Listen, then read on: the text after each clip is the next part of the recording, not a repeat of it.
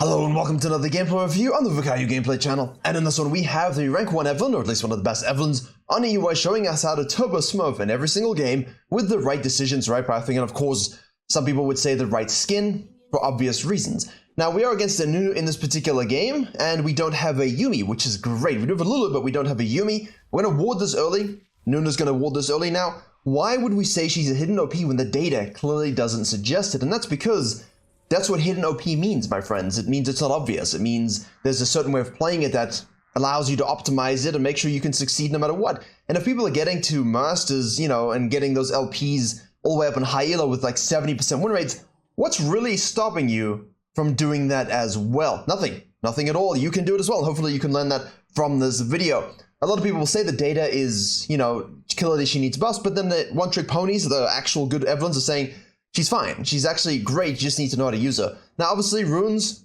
you will see on your screen now. Absolutely standard stuff. I loved this rune set when I made the original Ultimate Carry Guide for EVELYNN in end of Season 7, start of Season 8 with the, of course, rework plus a new rune set. Electrocute, Absolute Focus, Gathering the Storm.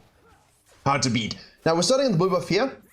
We do have knowledge that the Nunu knows that we're not starting in the red, so we can obviously go bottom side, top E second.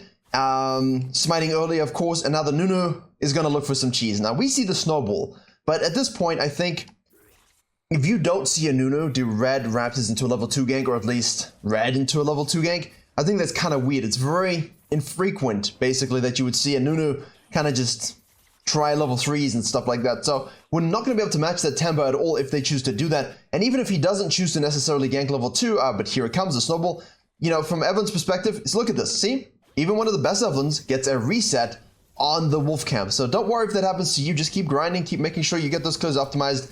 Nunu goes for the chompy. No E basically in this point, but we have red buff burn. Is he going to overcommit to this? He is lucky to survive. And is EVELYNN you going? Perfect. Remember, I did a farming jungler video on my main channel to talk very in depth about, obviously 2 points in Q, 1 point in E there, how to play farming junglers and sort of match up against ganking junglers when they need to commit these high-risk ganks. And every time they fail, great, but every time they succeed, what can you do to at least mitigate those losses in terms of gold and pressure from your team, while also making sure that you get as strong as possible, as soon as possible? So full clear is the standard stuff. Nunu then, of course, goes to the mid lane, isn't able to get anything, but we can see the 12 CS, so we kind of know exactly what's going on here. And then he's level 3. Akali is in the mid lane, pushed in, and now we could anticipate another full gank to the top side. So EVELYNN's going to do the full clear pre-15. Obviously, that's pre-315, excuse me, speaking too quickly. So now we're going to go ahead and look to counter gank that, or get the crab, but the Nunu says, I'm going to take that crab, of course, and then basically we're forced to disengage. Now, in these situations, it is crucial that you do not get overzealous and do not die on this crab. Do not die in the invade unless it's very obvious that you can do something about it. Back to base, head on down, make sure you get this crab, and then of course your full sequence will be available to you. And if he decides to spend more time here, then you get the counter gankings and counter junglings that you exactly want, right? Now, we have of course Darkseer plus Amtome. Remember, we don't necessarily like Alternator at all. A blasting one is good, but you're not always going to have the cash monies to invest. And you always want to scale and bet on yourself in that sense. So we were shadowing this just in case he did decide to come down. I obviously went up, so we can cut in and go ahead and do the bottom side scuttle. Bot lane, let's have a cheeky look here. Obviously, we used our sums, and they use sums in those ganks as well. Keep track of those things. And here we go. And the Nunu, again, you are not going to be able to match this. The best you can do is counter jungle, and of course, counter gank should the opportunity arise. It really does a good job to get out of dodge a little bit. We're going to shadow into this just to make sure we can cut them off. We're going to activate a W. We're going to flash, hit the Q slow into the E. Beautifully done. Beautifully done. And let's just look at that quickly in slow motion again, because too many times you wait for the fully charged W when you don't need to. We activate it here. No, she has no sums. We Q flash to make sure we can get a range for our E. Okay, and now we can move up, letting the hate spikes, the 3 extra hate spikes afterwards on the Q, do damage while we tank a tower shot. We do get knocked out by the snowball, but Aurelia knows that we're taking that tower aggro, goes ahead and finishes, and we're able to get up because we moved perfectly. You see that? How EVELYNN moved absolutely perfect in order to get that kill and avoid death. Now, most EVELYNN mains are not doing these sorts of things, okay? And you have to do these sorts of things if you want to carry with EVELYNN, because you can't look around the map and question why your teammates are dying when you're AFK farming. You cannot just get level 6 doing nothing anymore. You have to be somewhat active you have to be getting something done. And sometimes knowing the limits of your champion, especially when they're hidden OP, you need to, is what's needed in order for you to actually be able to pull the champion off. Now, we do this because this will spawn here. We can go look top lane pre-6, which is crucial, because that 530 wave is the crucial level 6 spike. We want to make sure we are kind of preempting with our ganks here, zoning him off just a little bit. If that hits, that's nice. Maybe we can do something, but that's fine. We'll take that. And now, of course, we can float him back to this, reset, and go down to the bottom side. But because we are not level 6, we have to pay attention to vision. And by doing this and showing here, you're allowing the Nunu a little bit of, you see from the pings, pressure on the bottom side, and hopefully your laners can respect it. But the lead we've given the Irelia is really good, and the mana obviously is really juicy. So we can go ahead and do our second spawn Krugs. Nunu kills bot lane anyway, as it does, but he's level 4. You notice that? We are 36 CS, he is 26 CS, and we've had the same exact kill impact, even though he's ganked a lot more. And that there is what we want, okay? And that's why those counter ganks are so crucial if you're not doing them. Now, obviously at this point, we predict he will go ahead and do the Dragon, but instead he's going to repeat gank bottom lane. Or, there we go, hello. Here we go, getting desperate, and that's what you want. If you have good first rotation, good second rotation, you get one counter gank in, that stifles his experience, you get at least one crab too, they're going to start to feel the pressure and going to start to make overly aggressive plays. So we move to the bottom lane, we hit that bot lane while you're overstaying, smallest snowball of all time, push this wave, very close to 6 here, RNG crab topside, we're going to go ahead and snack that baby. Let him go ahead and do his business, we don't care anymore.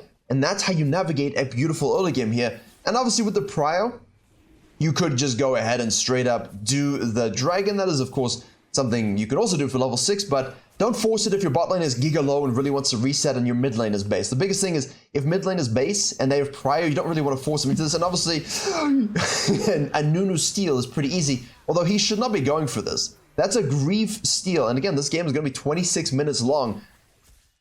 Part 1 of being a jungler. And I always say this, and you can do this as EVELYNN, and she's way more handy than people think in terms of 1v1s and counter ganks. You gotta remove the enemy jungler. You gotta make them feel desperate, and you have to make them feel uncomfortable with their own game plan. And if you're not doing that, you're not jungling properly. If you're letting them be free while you're free, you know, maybe it's a pro level game, a challenger level game where both junglers are just reading each other perfectly, and as such, they're getting fed, yeah? But when you're smurfing on people like this, and you should be, if you're better than the people in your elo, which you all claim to be, right? You're all better than whatever rank you are, then you should be doing this kind of stuff every single game. Consistency is a second thing, but the Nunu just feels absolutely limited, and everything we've done, you know, like here we see level 5, is because of EVELYNN. We're 2 levels up already, so Aurelia's getting chunked here. We do miss the Q, that is unfortunate. We don't have W up, but we already used it while farming. But you can just go in and out. And of course, there we go. Went for the E, not quite, but we do burn her flash, which means we can do that again. Wave is pushed nicely, so Aurelia can bing shill, and now we can cut into the river here, knowing Nunu is probably gonna look to do something here. But the issue is, obviously, if you don't have the top prio, if you don't have the ability to 1v1 the enemy jungler in that sense, it can be kind of tough. So we see the Nunu here, level 5 again. Well then, they take each other out. We say, hello, Nunu. He does get level 6 here, but I don't think it's going to matter. I think he might... Oh, he does a flash. Ooh, that's why. If you have flash, or maybe a blue smite available and you want to really commit to that, you can. But if you know he has flash or he might have flash, don't necessarily waste your flash ult. If you have it, it's not always good. Nunu? Oh, no.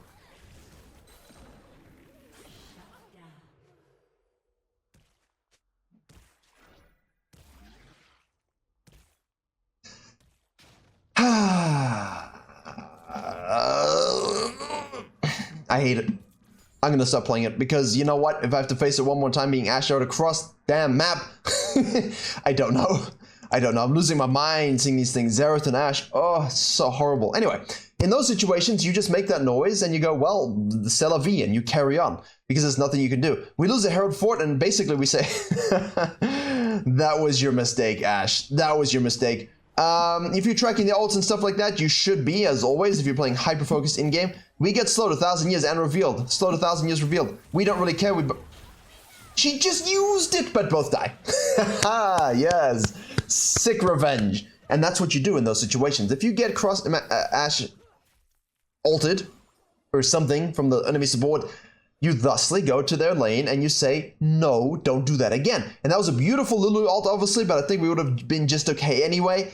And, oh man, like, it's just not okay, is it? 50 seconds! Come on, Riot, nerf this! It's fine, like, it's not broken or anything like that, it's just so irritating. It's just so useless most of the time, but it's just so irritating.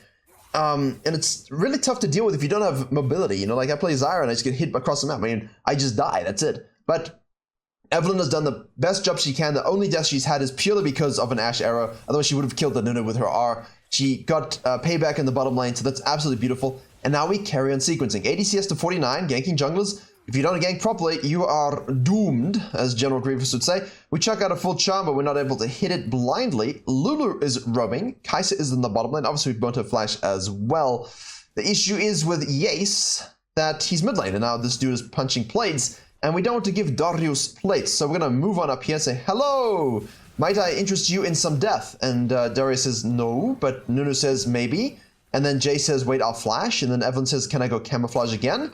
And in the end, the difference will be support gap, as it so often is. Jungle and support gap is very strong, which is why those positions, despite being flamed by everyone, have the biggest impact. Excuse me, I hit the microphone, I apologize. Now, from this, nothing happens. Ashe arrow, thank goodness, cinematic, but no hit. Move into the red buff, we'll take that. You could look to do this first, Zakhugs, but sometimes when you spend a lot of time in this kind of situation, not getting much, it's better not to focus on the farm here just to get the buff and then move in. You kind of cut it out of your next rotation just to make sure you can be places when you see enemies moving around the map, like Ashe goes MIA on the bottom lane.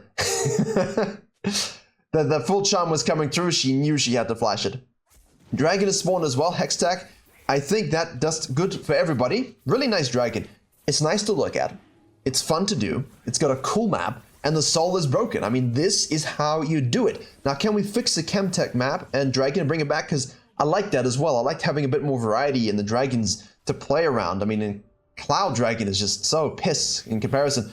Whew, stupid Ashe arrow. Now, again, we use that fully charged. See, the fully charged is important for things like Nunu, because if he goes ahead and R's, you know, a little sooner, you can interrupt him, but also it stops him in his path. Ashe, you have no flash, so you will die. You brought this on yourself. 1, you locked in Ashe. 2, you ruined our EVELYNN's perfect game by ulting across the map. And 3, I don't like that you revealed me just by spamming one ability that takes no skill. It's outrageous. And it's unfair. And we can do all sorts of Anakin Skywalker impersonations all day, but this is a great example of how EVELYNN's can have such huge impact. And look at this. You see, look at this. Akali, also very, very important to get the full charm. You don't need to, but it is important to if you want to get her down like this. Poof! A little bit of a good slap of the claws, you know, nice little bitch slap to make sure she dies, and now we can fall back. So this, as you're watching, 7-1-1, a lot of impact, and now we're not too concerned about the full sequencing, right? We've done that. Now we need to get around the map and use the camouflage and how fed we are to hit these charms, to keep doing this. I mean, Exhaust does nothing. Over the wall, repositioning. I mean, it's just pressure, pressure, pressure all the time. And if you are an EVELYNN, as Darius goes to the mid lane, I got a hiccup there, no flash again. We don't really need the full. That was so generous. Selfless EVELYNN play. You don't really need every kill. You might as well give one away just to show you're willing to work with the people. But it's pressure. And if you're an EVELYNN player, do not come and tell players like this and rank 1 EVELYNNs and the best EVELYNNs on the servers that you play and say you have the same pressure and it's your teammate's fault or you can't hit towers like a Diana can. I mean, it's absolute nonsense. You can see the pressure you can exert by removing people from the map the whole time, just really sowing disease. I had to face one. The reason why I'm making this video is because I had to face one in my game. And at a high level, you know, there's only one way to beat an EVELYNN, and it's with advanced knowledge of where she is. So you try and ward deep early, which is always what I do. You know, I go ward the Gromp, I'll go ward the Wolves. I'm playing support at this point. And I'll go ahead and make sure I get that warding, what the hell is it called? The warding stone thing. The thing that allows you to place 2 control wards. I buy that. You know, I'll get that 3rd, I'll stash myself up with 3, and you can put 2, move them around objectives. It really messes with EVELYNNs. And that's the only reason we won, because I was able to do that. And then obviously Zyra can one-shot EVELYNNs with a full combo and force her ult, which is huge, you know? But you have to, I died a lot prior. I died a lot prior. It was very unfortunate. But you're seeing without that sort of accessory, you're not really concerned, and that's why you need to maximize this portion of the game before that becomes a thing. Again, knowing that the Ashe has no ult is huge, Do be careful that... Sorry, no flash. She has her ult, but no flash. We do have to be careful of the Kai'Sa, though. The ISO Qs are going to do a lot of damage, and obviously here we are able to kill the Ashe. Full charge. Thank you so much, and good night. Don't waste your ult if you don't need to, but at the same time, don't die trying to save your ult. Yeah, it's important to make that balanced assessment. But if Ashe has no flash, abuse that thing for the next 5 minutes. If there's an immobile champion, abuse that thing for the next 5 minutes, especially if they're behind. Because you can see it's not good. You can see from the KDA, they're not doing a good job, but the EVELYNN's making it so.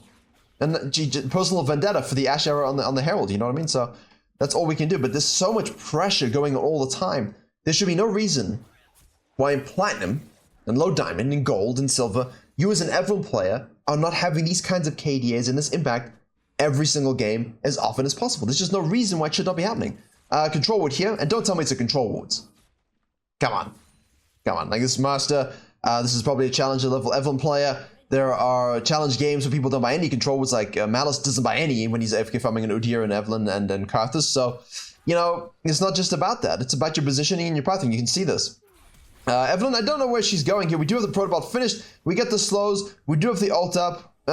Unfortunate, but again, restraint there because, well, she didn't actually have technically anything, so you could have maybe gone for it, but if you're not 100% certain and you don't have that bonus execute damage, then don't overcommit. Save your ult for another day. Well positioned. Ult takes the Krugs. He takes a Herald, so he gets his challenge completed. Wait for a passive to income, and then we shall regenerate. Obviously, the Mejai's plus Rocket Belt is huge. You can still go Lichbane second if you want, obviously with the Emax and stuff. I might play some EVELYNN tonight. It's just so good. It's just so good to do this. And the reason why it works is because people are not disciplined. You know, if you're an EVELYNN main, and I got like 300k on the champion as well, I released one of the first, and this is not a joke, I probably released the first fully in-depth guide in 2017 on the rework, because I spent like 100 games on PB, and then I made the guide as soon as she went live with the final numbers. I played like 20, 30 games quickly in the first 2 days and just made that guide like, poof, really, really quickly.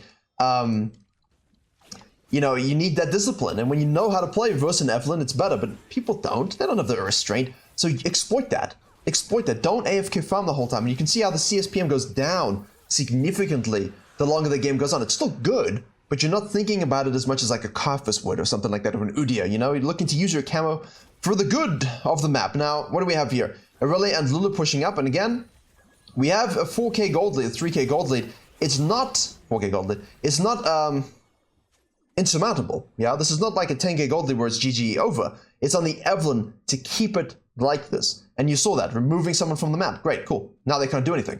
And again, we go camouflage, we go back to base. Distracted by the back, and obviously the Ashe arrow and the Kai'Sa W. That's why you don't shop in base, by the way. It's shop while you're basing. You make sure you're paying attention to the map. Yeah, see, now who's just respecting it? The element of revenge on EVELYNN is very, very big, so use that as motivation. Every time something bad happens to you, use it as motivation. But it's cheese a little bit.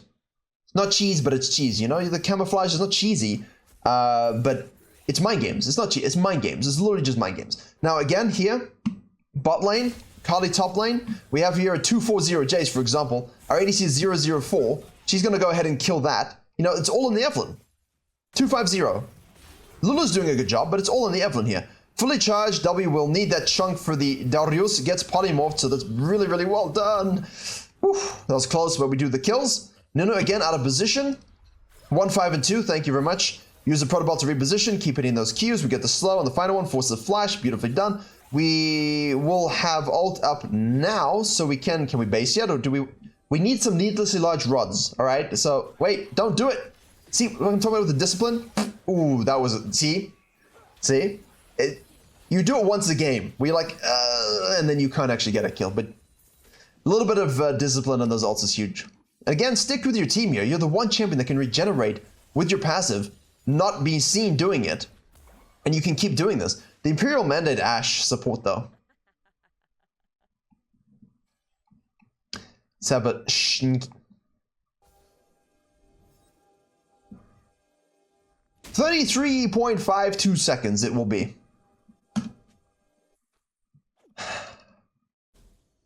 Brett IRL, what have you done? What have you done to the game? He's popularized it in an unhealthy way. So we got a full death cap, obviously, that's great. If you can only afford, I mean, I do prefer, look, historically I've been a Lich Bane into death cap person, like years and years ago, right? Before the itemization rework. But I'm very much, the raw AP is so damn good in every respect. Absolutely every respect.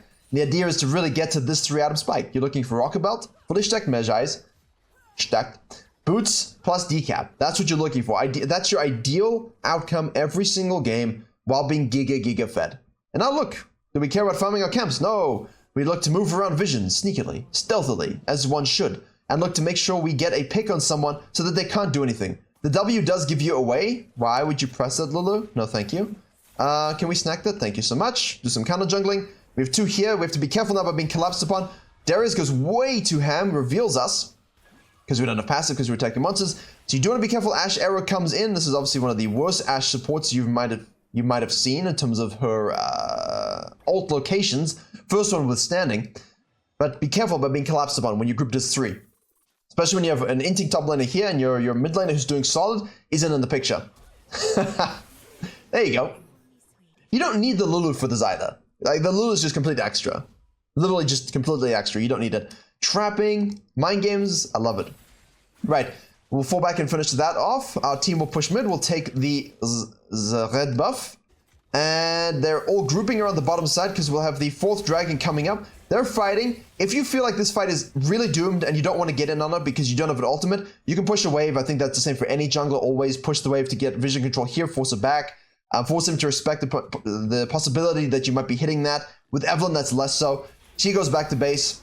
You get exhausted, we'll take that. They don't know your ultimate cooldown because they're not paying attention to it. They don't know that you just used it. And there you go. In and out gameplay, keeping your spacing here. Don't force it when you don't have your ult. Don't force it when you don't have a way out. And that's the most crucial thing. Nunu's going to hang around. You still cannot afford to do the dragon with a Nunu because Q Smite, Consume Smite is almost uncontestable if it's done properly. Let's see if he actually tries.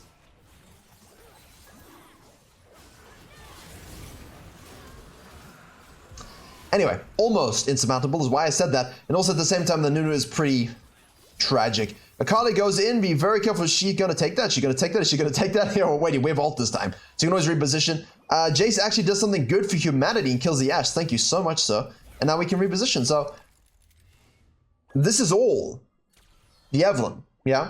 And it's because of a big question mark on the map and repeatedly using that to continuously push the map numbers advantage-wise. Most EVELYNNs just don't do that. They revert back to farming, they stop doing it, and they make a few mistakes, they overcommit with their ults, they don't get out.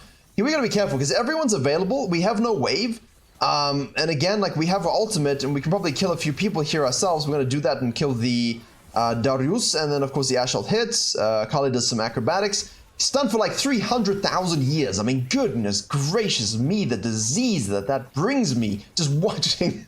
You can tell I faced it a little too much this week. Yeah, I don't like overstaying here anyway. I don't feel like there's any need for this. Once you've got your ult, you really have to be reserved in and out. You're seeing that here, it's much better. Whew. But Akali, it's an EVELYNN with 25 stacks. Don't go in. Yeah, let's just regenerate and reset. No problem there. Right, we're going straight for the Banshee's Veil, which is something you've seen some people do in the past. We talked about a couple months ago, going Banshee's Veil after Rocket Belt, just so you don't get CC'd and you have a bit more shielding against anything that might stop you. And for this case, I think with the Ashe ults, huge purchase. And that's why we don't really need the Lich Bane anymore, right? You just need the AP ratios, you can go utility. You go for the Banshees, you go for the Void Staff, and you're good. I mean, that's it. Here we have, obviously, excuse me, at the mic again. They're sneaking away a Baron, and EVELYNN is just gonna push, I think. Or is she looking for some cheese? This is a bit silly from the EVELYNN because I mean, don't go down to the bottom side of the map when you know that the Baron's up and that's their last hope in hell of winning the game. She's lucky that your team did good work. We used ult for repositioning here in the slow and the full charm. So that was nicely done. You're gonna at least have one of those ult repositions to kill in a game. I think it's style points as well. Good flank in the end, but you know, don't go bottom side when there's a Baron on the map with bounties. and you think they might go for it. Just go to the Baron, flank it nicely, kill them, take the Baron yourself, run it down and end the game. Not quite the same order of events here to end, but as you can see, 19-1-4, 25 stacks, beautifully done. Only death is a random Ashe all across the map.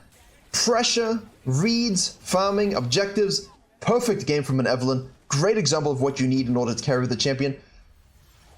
Thank you very much for watching. Hope you enjoyed and learned something. Match history will be linked in the description below, as well as my Patreon, where you can have coaching VODs. Main channel is linked as well.